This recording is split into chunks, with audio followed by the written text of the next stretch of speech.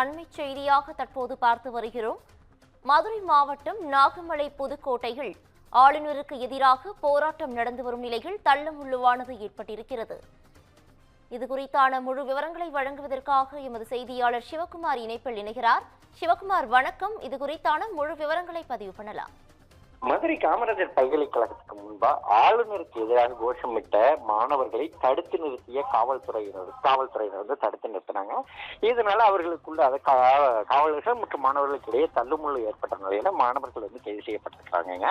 இந்த மதுரை காமராஜர் பல்கலைக்கழகத்துல நடைபெற்ற 57வது பட்டமளிப்பு விழால இன்னைக்கு கலந்துகிட்ட ஆளுநர் ரவி அவருக்கு எதிராக இந்திய மாணவர் சங்கத்தை சார்ந்த 7 மாணவர்கள் மற்றும் ஒரு மாணவி உட்பட 8 பேர் திடீர்னு பல்கலைக்கழக வாயில முற்றுகை போராட்டம் நடத்தினாங்க. பட்டமளிப்பு விழா நிகழ்ச்சி நடந்து முடிந்து பின்பு என்ன பண்றாருன்னா, ஆளுநர் ரவி வந்து ஓய்வெடுத்துக் கொண்டிருந்த போது இந்திய மாணவர் சங்கத்தை சார்ந்தவர் தங்கள் மாவட்ட செயலாளர், அதாவது தங்களின் மாவட்ட செயலாளர் மற்றும் மாவட்ட செயற்குழு உறுப்பினர் ஆகிய இருவரும் காமராஜர் பல்கலைக்கழக மாணவர்களாக உள்ள போதிலும் காவல்துறை முன்னெச்சரிக்கை நடவடிக்கை எடுக்கிறோங்கிறத முன்னெச்சரிக்கை நடவடிக்கை காரணமா கைது செய்ததை கண்டிக்கிறோம் அப்படின்னும், ஆளுநர் ரவியோட செயல்பாடுகள் திட்டமிட்டு தமிழகத்துக்கு எதிராக உள்ளதாகவும் கூறி அந்த மாணவர்கள் வந்து ஆர்ப்பாட்டம் நடத்தினாங்க.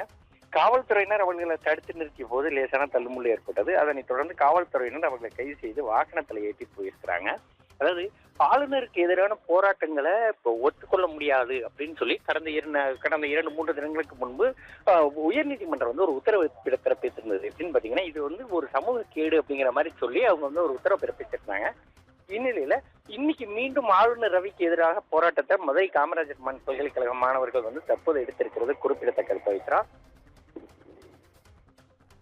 கூடுதல் விவரங்களுக்கு நன்றி சிவகுமார்.